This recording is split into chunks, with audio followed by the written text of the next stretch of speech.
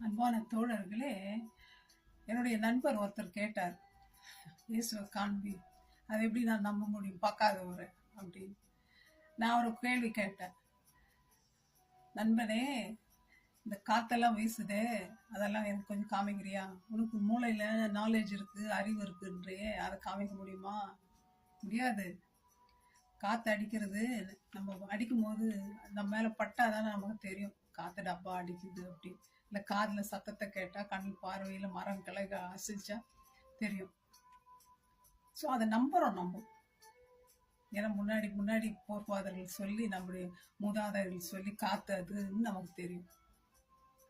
பேங்க்கில் போடுறோம், பேங்க்கில் போய் பேங்க் மேனேஜர் யாருன்னு தெரியாது, பேங்க் யாருதுன்னு தெரியாது. ஆனால் அங்கே உட்காந்துக்கிற ஸ்டாஃப் கிட்ட பேசிட்டு கேட்குறோம், மற்ற 4 பேர்கிட்ட இந்த பேங்க் நல்லதா, எப்படி இதில் போடலாமா கேட்டுட்டு அது காசு எடுத்து என்ன பண்ணுறோம், பேங்க்கில் போடுறோம். நம்பிக்கை தான். ஆண்டவரை நம்ம பார்த்ததில்லை.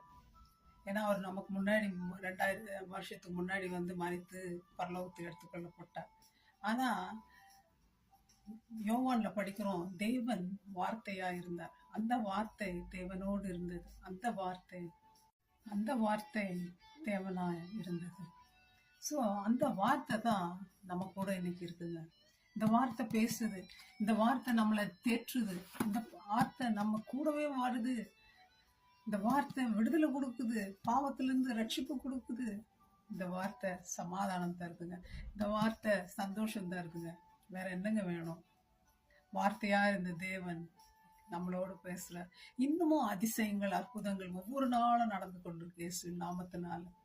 நம்ம இந்த பூமியில இருக்கிறோம், இயேசுநாதர் இருக்கிறது பரலோகம். பரலோகத்துக்கு போனாதான் அவரை பார்க்க முடியும். பூலோகத்துல உட்காந்து அவரை காமி காமி காமின்னா எங்கிருந்து காமிக்க முடியும்? இப்போ நம்ம உலகத்துல பார்த்தோம்னா வீடியோ கான்ஃபரன்ஸ் கால் எல்லாம் பண்றாங்க, டெக்னாலஜி டெவலப் ஆயிருக்கு. ஆனா நமக்கும் ஆண்டவர் எத்தனையோ மைல் தூரத்துல இருக்கிறார், அவருக்கும் எந்த கனெக்ஷன் இந்த மாதிரி வீடியோ இதுல இன்னும் வரல. அதுக்கு பதிலாக அவர் நம்மளை பார்க்குறாரு, அவர் அதோட நம்மளோட பேசுறாரு வசனத்தின் மூலமா. நீங்க வந்து மூச்சு விடுறீங்க, மூச்சு இழுக்கிறீங்க, அதை காமினா எப்படி காமிக்க முடியும்? முடியுமா? முடியாது. அதைத்தான் பாயிண்ட்.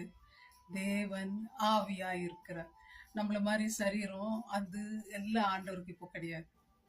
உலகத்துல வந்தாரு, அப்போ சரீரத்துல வந்தார், மனுஷனா வந்தார். இப்போ நம்ம செத்து போனா என்ன ஆகுது? இந்த மூச்சு எங்கேயோ ஓடி போகுது. அதுதான் ஆவி தன்னை தந்த தேவனிடத்துக்கு போகுது. ஆகவே